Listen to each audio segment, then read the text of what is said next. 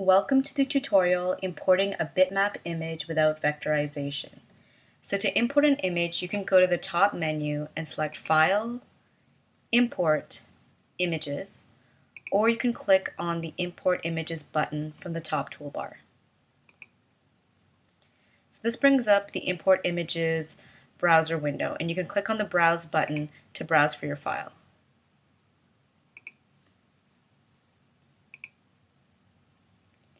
So you also had the option here of selecting multiple files, and to do that you just had to press Shift and click on all the files that you wanted from a specific folder to import that entire image set.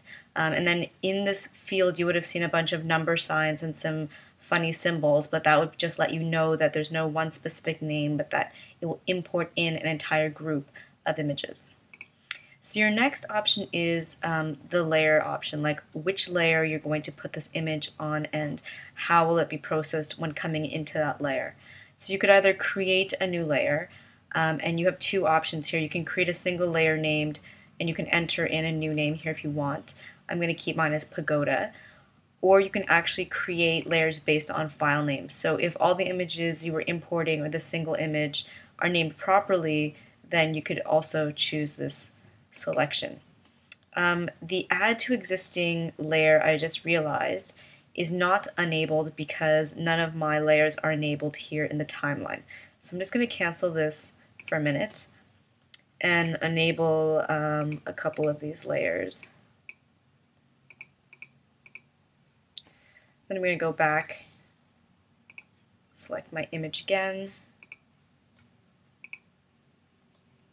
and see now the add to existing layer is enabled, and the only layers that exist in this drop down menu are those layers that are enabled in my timeline. But I'm still going to create a new layer and name it Pagoda. So your next option is whether you want to vectorize imported items, and I'm going to uncheck this because the entire point of this tutorial is to show you how to import bitmap images that are not vectorized. But fear not, in the next tutorial I will go into great detail about how to vectorize imported items, and if you noticed, actually all the parameters changed here when I unchecked this, but I will go into these parameters as well in the next tutorial. So for now I'm going to uncheck that and take a look at the next option, create symbol for imported items. So if you plan to mix your bitmap images with the vector drawings that you've already created in the software, it's recommended that you enable this option. If you're used to using programs like Flash, symbols are quite familiar to you and they're really easy to use. They're used in the same way in Animate, Animate Pro. It's like the image is encapsulated in a symbol, and you can just double click on it to enter it and edit your drawing and then return to your scene and then animate that symbol. That's sort of recommended if you plan to do some mixing. But for this specific tutorial, I'm going to uncheck that and just bring in a raw bitmap image. So the next options we're going to take a look at are the alignment rules, and you have three of them. You have fit, pan, and project resolution. So the first one, fit, that's already selected. What this does is if your image is portrait, then the software will bring it into the camera view and make its height match that of the camera view. So there'll be a bit of gray on this side and a bit of gray on this side, but the full image will fit within the camera view. If your image is landscape and you have the fit alignment selected, then it'll do the opposite. It will match the width. So the full width of your landscape image will extend along the full width of the camera view. If you then choose pan, it does the opposite of fit. So if you have a portrait image, it'll match the width and not the height. So that means a good deal of that image will probably extend beyond the camera frame and below it or above it. And this is useful so that when you perform a camera pan, you can actually scroll from top to bottom. Like say it's a sky and someone's falling and you want to scroll, then it allows you to pan, you know, in a vertical fashion. And the same goes if you bring in a landscape image. It'll fit the height, but it might actually extend farther along the width beyond the camera frame on either side. And once again, if you have like a landscape, you can perform a pan as well. So if someone's running in a park with lots of hills and trees, you can pan that across as they're running. So that's why we call that pan.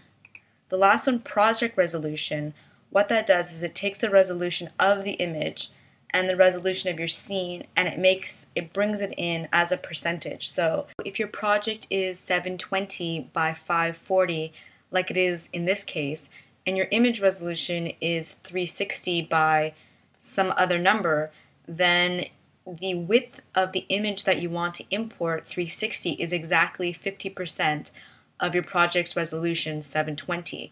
So this means that it'll be brought into the camera view at exactly 50% the size of the camera view.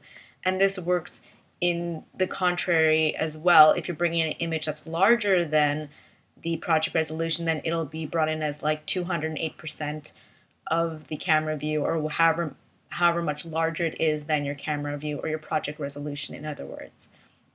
So the last option we have to look at here is the transparency, otherwise known as the alpha.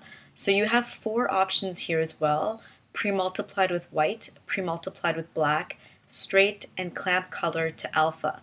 So what the first and second mean is that the software will take the edges of your image on a transparent layer and feather it with white pixels if you select the first option. If you select the second, with black pixels. If you select the third, straight, it'll feather those edges with black, white, and gray pixels. And if you select the last one, it'll take into account the image's alpha value and multiply with that value, but no greater than that value. So 255 is the maximum alpha value you can have. It's full opacity, it's fully opaque. Any number less than that is the number they're going to use to multiply and feather the pixels with. So I'm going to leave that like that and say OK. And as you can see, your image is brought in. It's hard to see, so I'm just going to uncheck some of these layers like that.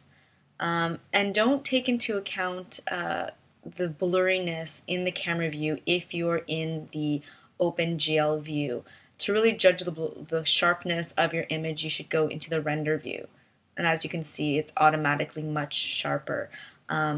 Most things are rendered slightly blurry in the OpenGL view because it's really there for you to work very, very quickly, and it has nothing to do with the final output. The way your images, both vector and bitmap, the way they'll look in your final export is really indicated in the render view like you see here. But there is a way, and it's actually the last thing I want to show you, to change the image quality of any bitmap images that you bring in.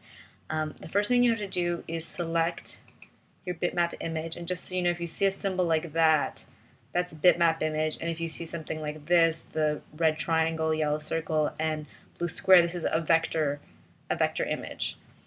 Anyway, so then you would go to the top menu and select View, Bitmap Image Quality.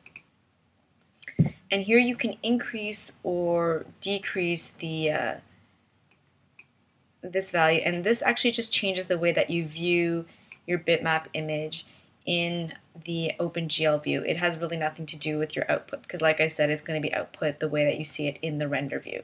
So I'm going to bring it to the max and say OK. And see, it looks almost as sharp, I think, as it looks. It's still slightly sharper in the render view, but it got a bit better than you saw it before. And you can also decrease that value if you want to work faster and you don't really care about seeing how it's going to look like as you work. So that's it for the tutorial importing a bitmap image without vectorization. Stay tuned for the next tutorial, importing and vectorizing images.